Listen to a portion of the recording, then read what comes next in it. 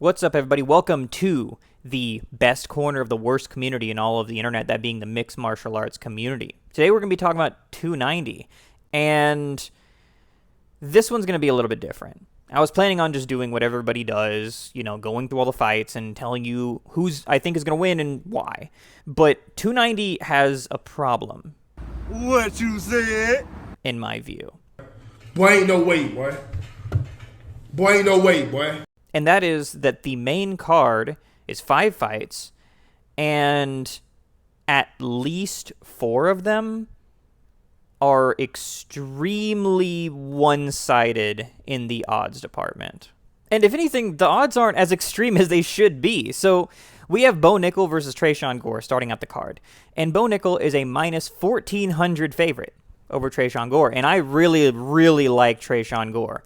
But I don't think that this fight is very winnable for him for the sole reason that if you have somebody who is very experienced in the octagon, at least they could give Bo Nickal some looks. But Tresean is, I believe, 6-2. He hasn't had a crazy amount more fights than Bo Nickal has. Obviously, everybody has a puncher's chance, especially Tresean Gore. He is a freak athlete. Deep. That is as deep as it gets. And he's out. He's out. He's out. He's a Tresean Gore finish. Wow. What a way. Unbelievable. To pack it up this time. And, of course, he can pull something out of the fire. But when we're looking at the odds, I think that's pretty fair. So then we go to Jalen Turner and Dan Hooker. In all likelihood, this is going to be a stand-up fight, and Jalen Turner is known for being a huge lightweight that knocks people out and that exploits his reach, and he's very young, going against Dan Hooker, who, has been getting KO'd and TKO'd by a lot of the better strikers in his division. Then we have Whitaker versus Duplessis, and, you guys think that Whitaker can stand a chance, man? That's going to be one-sided. And I'm joking, obviously. Duplessis has not necessarily impressed me. I mean, don't get me wrong. Everybody that's been in the UFC has impressed me. I'm not impressed by your performance. But when we're talking about getting the title, with that context in mind, I don't think that Duplessis is going to come close to it. And I can't let you get close. I definitely don't think he's beating Robert Whitaker, who's arguably the most well-rounded fighter in the entire UFC. I do not care that Duplessis fixed his nose. I don't care if he has 15 nostrils now. I don't even care if his nose looks like mine. You can't see my nose that well because we're straight on. Look at this. Y equals mx plus b. Why don't you tell me the slope of this thing right here? I'm pretty sure that Whitaker has better striking and grappling and wrestling and clinch work and a better chin. Even if Duplessis now has the best gas tank in the world, it's a 3-round fight.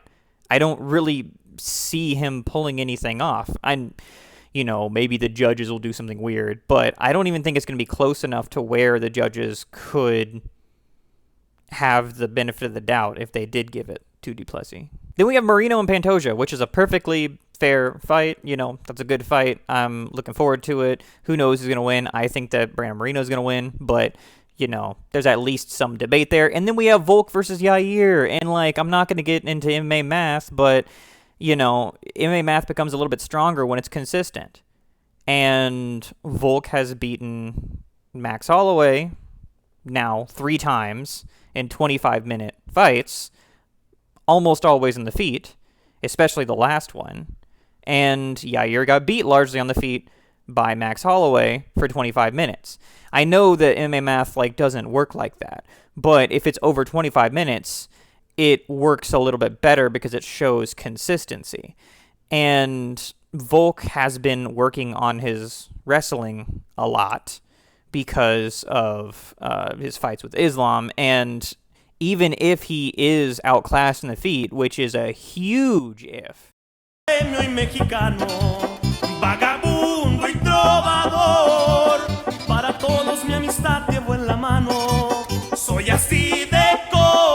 I'm interested to know your thoughts in the comments, but from where I'm sitting, the fights that are close are the ones that are really exciting. Like, we can enjoy fights in which one person kind of steamrolls the other person.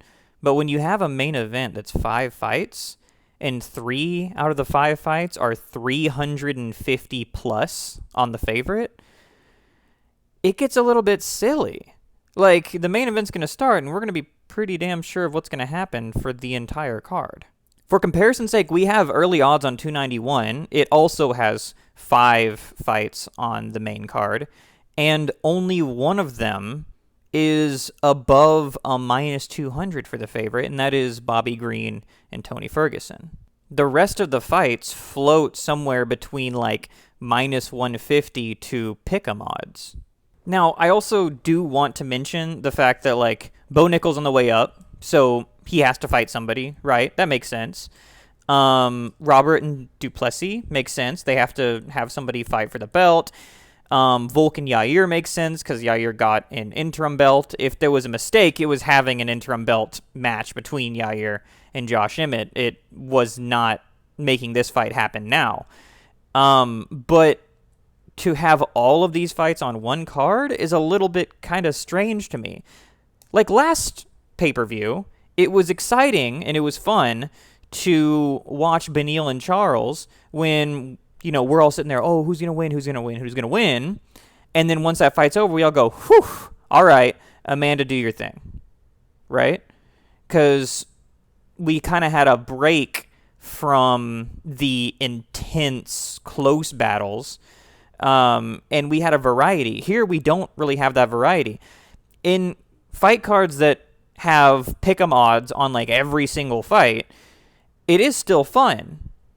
But I don't know that I've seen a card like this where they're all huge favorites. I mean, is it going to get boring when we watch the favorites win kind of over and over again? What's it going to feel like when we say, okay, Whitaker, do your thing. Okay, Jalen Turner, do your thing. Okay, Bo Nickel, do your thing. I don't know. And let me reiterate this. I don't have a problem with any of the underdogs, and I like all of them except for Dricus du Plessis. I like all of them. I'm not saying that they can't win. I'm not saying that they're not good fighters. I hope some of them shock the world, except for Dricus du Plessis. But I'm just saying that I don't necessarily believe that's going to happen, and I like it when we have some pick'em fights in there. I feel like I am, to a certain extent, going to get a tiny bit bored by the end of it. Now, to give the underdog some credit, which underdog do I think is going to bark? That was cool, huh? Yeah. Which underdog do I think is going to bark? And you guys think Pantoja, right? That's the closest odds. The one that's most likely to win is Dan Hooker. Okay? And everybody's like, oh, no, Dan Hooker is washed. Da, da, da, da, da. First of all, you guys forgot who Dan Hooker is. Okay? You forgot who the Hangman is. You forgot he knocked out Gilbert Burns. You forgot he had Dustin Poirier hurt than like anybody else in the last 5 years. But Dan Hooker gets knocked out in the first round a lot, and Jalen Turner knocks people out in the first round a lot, right? So A plus B equals... I understand this. And yes, I do still think that Jalen is going to win. But I'm just saying, Dan Hooker is the underdog that has the best likelihood, in my opinion. And it's for a couple of reasons. The first is just by my own estimation. I don't have a lot of evidence for this. But based on what I can tell, it does not look like Dan Hooker's body is like falling apart. Okay? He's 33. I know he's been in a lot of wars. But to me, it's more of a diligence thing. And he's said so in the past that, you know, he didn't take his fights as seriously. After the Dustin Poirier fight, he kind of got off the rails as in terms of his journey to the title, and it kind of made his motivation suffer a little bit because he worked really hard and he still didn't get his hand raised. And that's something I talk about a lot. It's not always just your body's falling apart because of the damage you took. A lot of times it's, I tried my hardest and I still lost, what's the point? And then you lose a little bit of motivation. By my estimation, that's what's going on with Dan Hooker. My second point is that I don't think that there's anybody that Dan Hooker lost to that Jalen Turner would beat, and I don't think there's anyone that Jalen Turner beat that Dan Hooker also couldn't beat. Now, maybe he wouldn't have finished them in spectacular fashion, but it doesn't matter. He would have beaten them. Dan Hooker would have beat those guys, and he would have been in the driver's seat if he fought those guys. If he fought Brad Riddell, Malarkey, or, whoever else Jalen Turner has fought in the past. The guy from the Contender Series. I don't know. My point is that, yes, there's a difference in competition that they've been operating at. So it's difficult to see if this guy is really that much better than Dan Hooker, who's only been fighting killers up into this point. Like Islam, Chandler, Dustin Poirier, Arnold Allen. And against Claudio, Dan Hooker showed a lot of restraint, and I think that's what it's going to take to beat the Tarantula and to not get knocked out. It's going to take a lot of restraint. He's very good at, either beating you up into a TKO or hurting you, you lean forward and he grabs your neck, And so Dan Hooker is going to need a lot of restraint, and he's going to need to make the correct decision every opportunity he gets. So patient Dan Hooker is what we need. Patient Dan Hooker. And I think he will, because he was patient against Claudio, even when there were some instances where he maybe could have chased a finish. He didn't. He was relaxed. And I think that's going to be the key to victory against Jalen Turner. I do think that Jalen Turner is going to win, but I do think that there's a good chance that Hooker could get the upset. As for Moreno and Pantoja, my thing is that I think that Moreno has transformed himself into a ridiculous demon that is going to walk through everybody in the entire division. I think that everybody was sitting here saying that Figgy was going to rule the division with an iron fist for the next century, and Brandon Moreno finished him twice. I think that Kai France is the best guy in the division, not named Brandon Moreno. And his last two fights were finishing Kai France and finishing Deiveson Figueiredo. But Pantoja has beaten Moreno in the past. Oh, here we go again. Here we go again with this whole Izzy Pajeda thing. Look, he beat him in 2018, which does not sound like a long time ago because COVID times flew past. But do you know what card that was? That was Damian Maia versus Kamaru Usman. Usman had not started his title reign yet. Empires have risen and fallen since the last time that Brandon Moreno has fought this man. And Brandon Moreno made absurd changes to his game in between the Figgy fights, to the point at which he was able to more than double the significant strikes that were put upon him from Figueiredo and finish him in the third round. Look, Brandon's a different guy. He's a different guy than he was 1 year ago, 2 years ago, much less 5.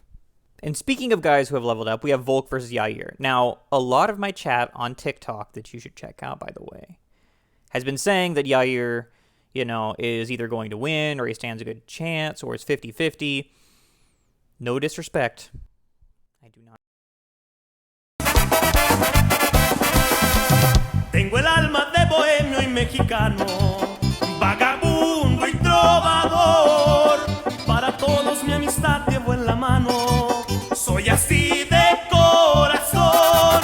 Vagabundas por el mundo mis canciones van rodando como yo. Y es orgullo el que me nombre el mexicano. Compa, ¿qué le parece esa morra? La que anda bailando sola me gusta pa' mí.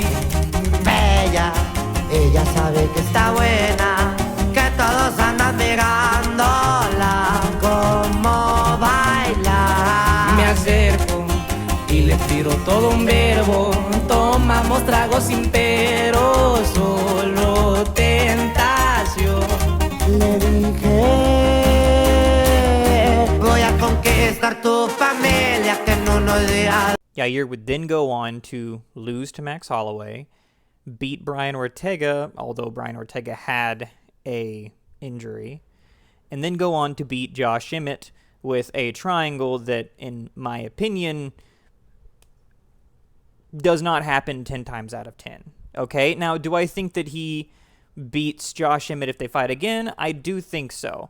But Josh Emmett's wrestling, if he was kind of more responsible in defending submissions, in all likelihood could have gotten him a decision. Still, the win over Josh Emmett is very good. But, like I said, I think that's the only extremely clouded win, right?